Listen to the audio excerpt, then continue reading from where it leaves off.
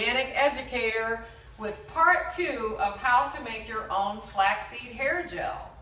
All right, so you'll need your pot, and you will need your measuring cups. You will need a strainer, spoon, water. Okay, if you're planning to make a lot, then maybe a larger measuring cup, and then containers to put your flaxseed in. I recycle containers all the time. I don't buy anything new. You can make it as a gift for someone and buy something more attractive to put it in, but for now, I just constantly recycle because as you know, I am the organic educator, and I like to repurpose, reuse, use organic whenever I can. I'm a teacher, so the objective is just to be practical and save money.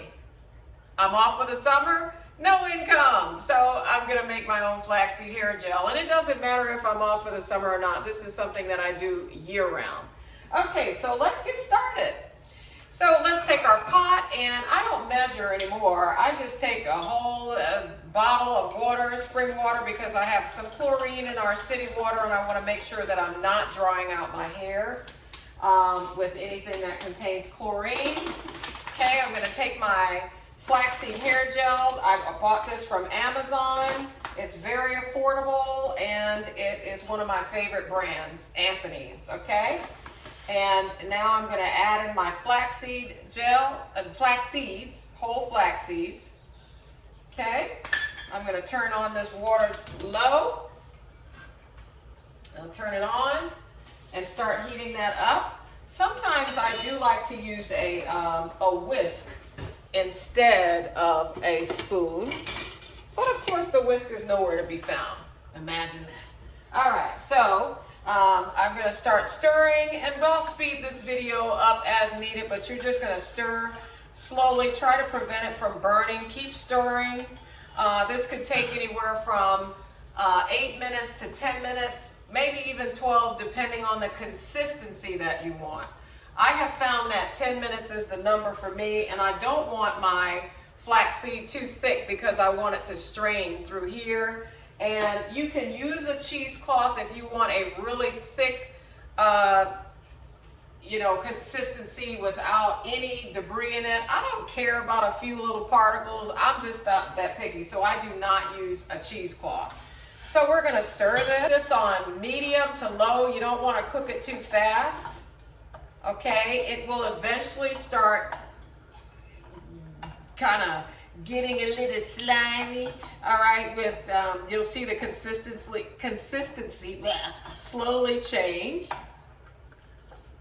And you're just gonna keep stirring. And it's around this time that when I start seeing the consistency change, I don't know if you can see that, just a little bit. I'm gonna turn this down because I don't want it to cook too fast. That's when I add in my rosemary. Now this rosemary has been washed and rinsed. And I also have a dried version over here that I use for cooking. I just have it for so many purposes, but today I'm just going to use fresh. And you're just going to take this stalk and just pull it like this. Just pull it down and pull it down. So this is my own concoction of rosemary and flaxseed gel together. I'm also going to drop in my whole cloves. So let's call this TJ's concoction number 101. Okay, and I'm just going to add just a few cloves in here for added benefit. Why not just get a little greedy here? So there you have it. I am straining my flaxseed gel into a recycled container. So there you have it. You're going to add a few sprigs of rosemary and then eventually your cloves. Toss in some cloves, as many as you want. It is ready to use. You can also store it in the fridge for up to 7 days. Bye. Thanks for watching.